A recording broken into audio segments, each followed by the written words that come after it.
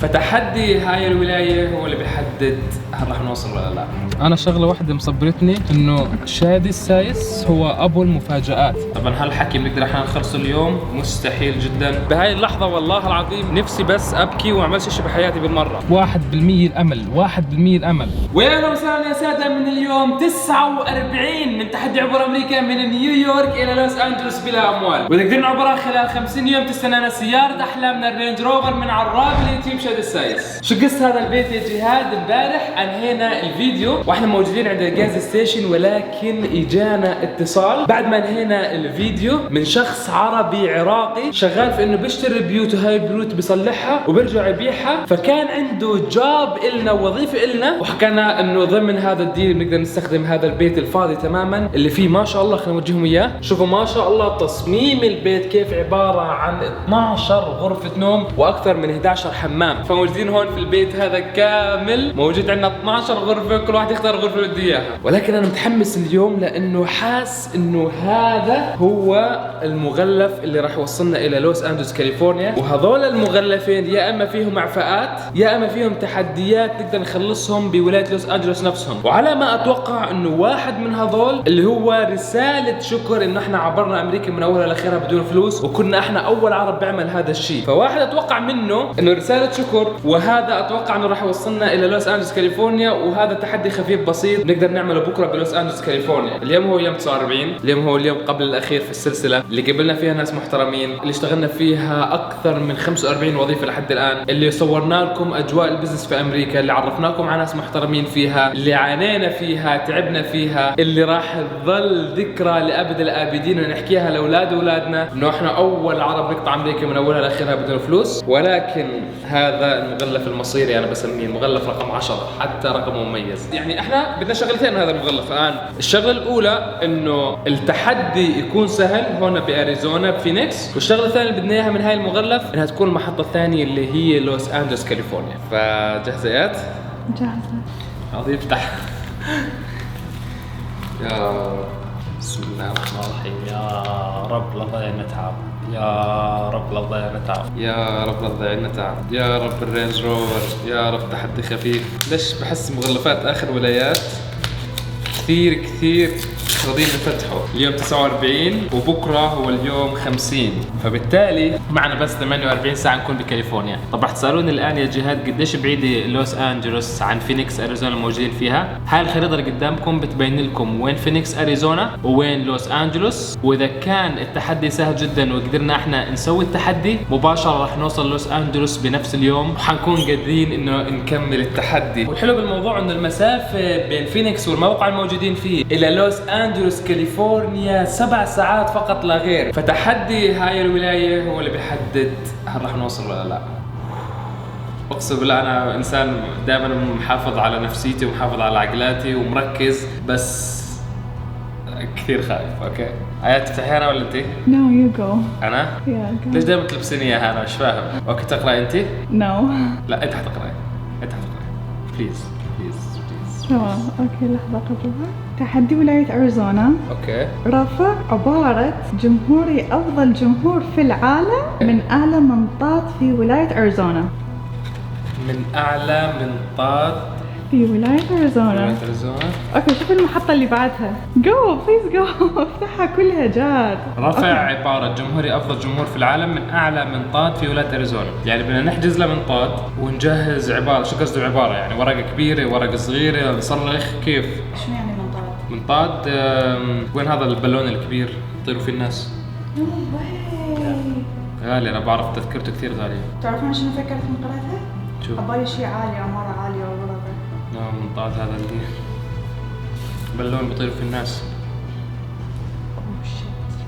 اوكي. تحدي ولاية أريزونا رفع عبارة جمهوري أفضل جمهور في العالم من أعلى منطاد في ولاية أريزونا. العبارة كثير حلوة، العبارة كثير بتجنن، العبارة حقيقية، بس إن إحنا نحجز منطاد في ولاية أريزونا. أنا بحياتي ما طلعت على منطاد، بعرفش إن ولاية أريزونا معروفة بالمناطيد أو مشهورة بالمناطيد، ما بعرف قديش حق التيكت وما بعرف أقرب حجز متى حيكون. طبعا هالحكي بنقدر إحنا نخلصه اليوم؟ مستحيل جدا، لأنه تيكت المنطاد جدا عالية. اوكي جاد المحطة اللي بعدها بليز كمل فتح الورقة. بليز you're wasting time. المحطة القادمة لاس فيغاس نيفادا. سربرايز. يا اقسم بالله مش قادر اقول والله. تحدي ولاية أريزونا، رفع عبارة جمهوري أفضل جمهور بالعالم من أعلى منطاد في ولاية أريزونا. شرط 1 إلغاء خاصية دعم الجمهور لباقي أيام السلسلة. شرط 2 إلغاء خاصية دعم السبونسر لباقي أيام السلسلة. شرط 3 إلغاء خاصية الإفلاس الأكبر لباقي أيام السلسلة. ملاحظة: إكمال السلسلة من داخل الوظيفة اليومية فقط لا غير. المحطة القادمة لاس فيغاس نيفادا. هذا الحكي يعني ما في دعم جمهور، ما في دعم سبونسر، والغاء خاصية الإفلاس الأكبر هذا لصالحنا. ولكن الملاحظة بتقول انه نكمل السلسلة من داخل الوظيفة اليومية، واللي معنا الان هو $70 امريكي فقط لا غير. وال$70 امريكي هاي ما بيحجزوا لنا منطاد ولا كافي للغاز ان نروح الى وعلى لاس فيغاس نيفادا. لاس فيغاس بعيدة من هون 5 ساعات تقريبا، ولكن $70 ما بتكفي لاي شيء نهائيا، ولا بتكفي للاكلنا، ولا بتكفي للغاز، ولا بتكفي للمنطاد، ولا بتكفي لاي شيء نهائيا. لازم نحكي مع شادي. Go ahead and call him.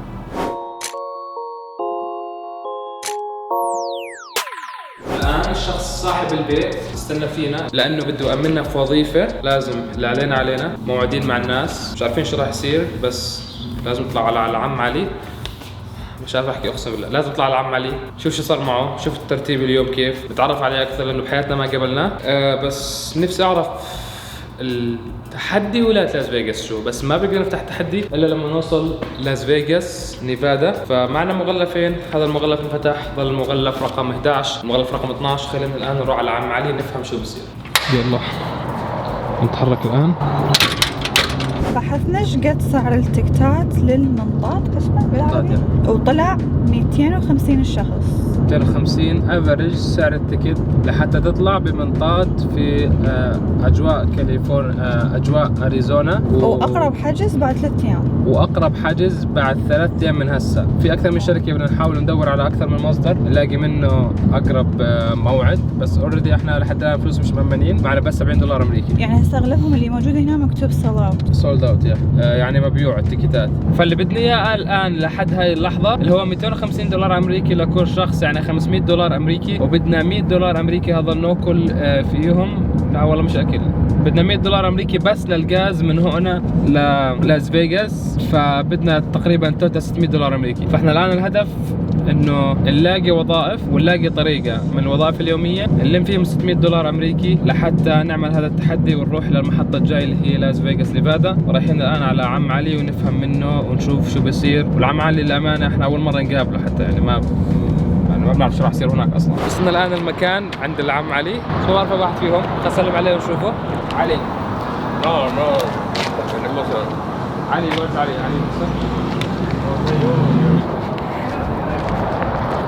على الثاني، احتمال يكون على الثاني. ورا. وين ورا؟ اقسم بالله تعبت، اقسم بالله العظيم تعبت.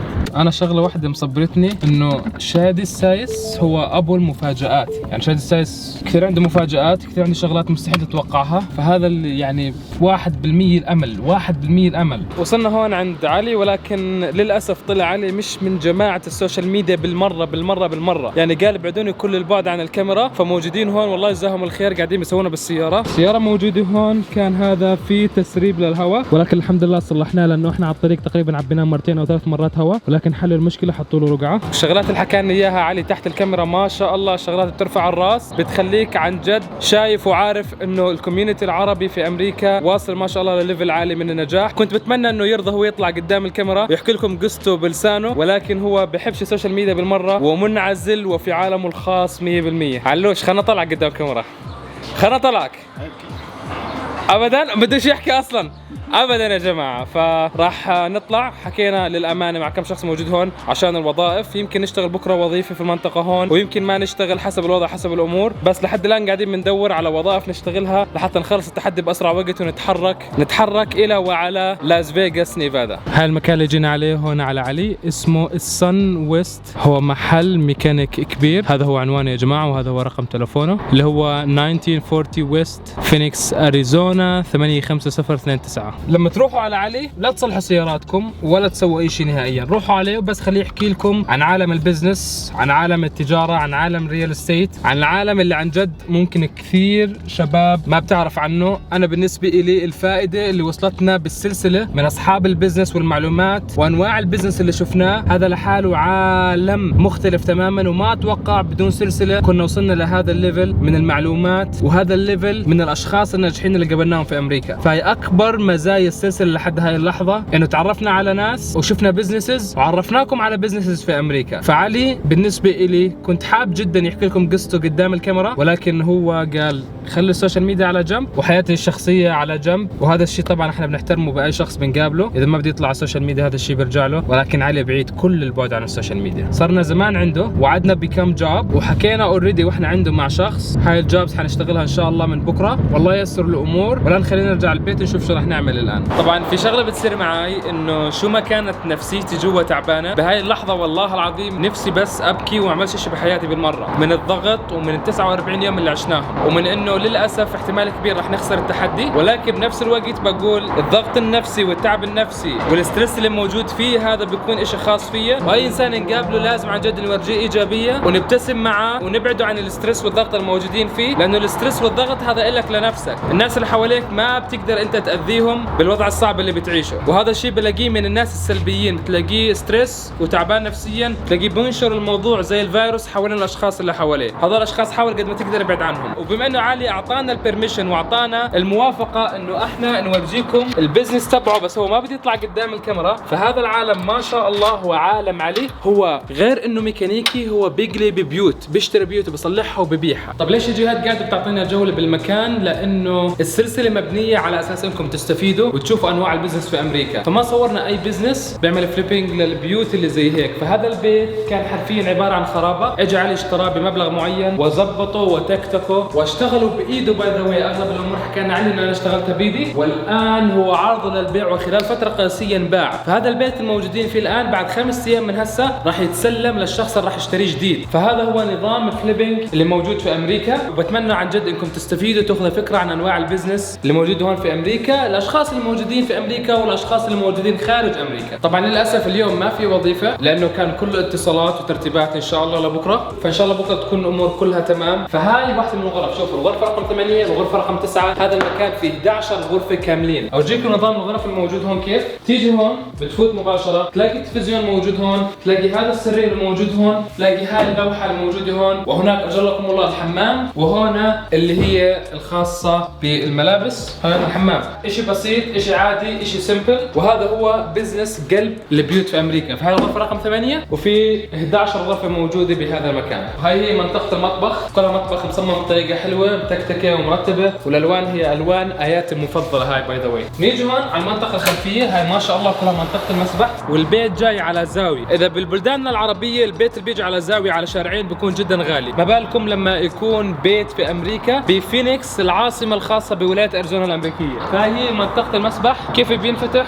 والله الصراحه مش فارق معاي ولا بدي اعرف، لانه النفسيه جدا داون. زي ما شفتوا هالاحداث اللي صارت اليوم، بندور على وظيفه فينيكس اريزونا من اليوم 49، تحدي كثير صعب عن جد. من كل قلبنا بدنا دعمكم بالتعليقات، رسائلكم بالتعليقات، لأنه الموضوع جدا جدا صعب علينا. راح نقرأ تعليقاتكم أول ما ينزل الفيديو ونشوف شو رأيكم باللي بيصير، شو رأيكم باللي صار، شو ممكن نعمل بهاي الحالة. وعن جد من كل قلبي بدي إياكم تحكوا لنا قديش انتم استفدتوا من هاي السلسلة، بعيد إنه احنا ربحنا الرينج روفر ولا لا، بعيد عن موضوع إنه احنا خسرنا بالتحدي، بعيد عن موضوع إنه احنا صار اليوم 49 واحنا لسه ضايل قدامنا ولاية واحتمال تكون بعدها لوس أنجلوس كاليفورنيا. جد محتاجين دعمكم بالتعليقات، كل كلمة حلوة وإيجابية تكتبوها حتأثر علينا بشكل كلش حلو. كلش تعبنا، أبد ما توقعنا المحطة الجاية تكون لاس فيغاس، بس هذا اللي صار. وأهم شيء عندنا إنه أنتم استفاديتوا من السلسلة بشكل كبير، وشفتوا أنواع البزنس اللي موجودة بباقي الولايات، وعرفتوا عن أشخاص ما حد كان يعرفهم قبل. وبإذن الله راح نحقق حلم واحد منكم بعد انتهاء هذه السلسلة زي ما وعدناكم. واليوم ما عندنا أفلاس أكبر ولا عندنا دخل وظيفة ولا عندنا دخل سبونسر، فهيك انتهى الفيديو اليوم. خليكم جاهزين للفيديو اللي حيكون بكرة، الفيديو رقم 50 بوظيفة جديدة ومحاولة جديدة وإن شاء الله نفسية جديدة. دير بالكم على نفسكم أصدقائي،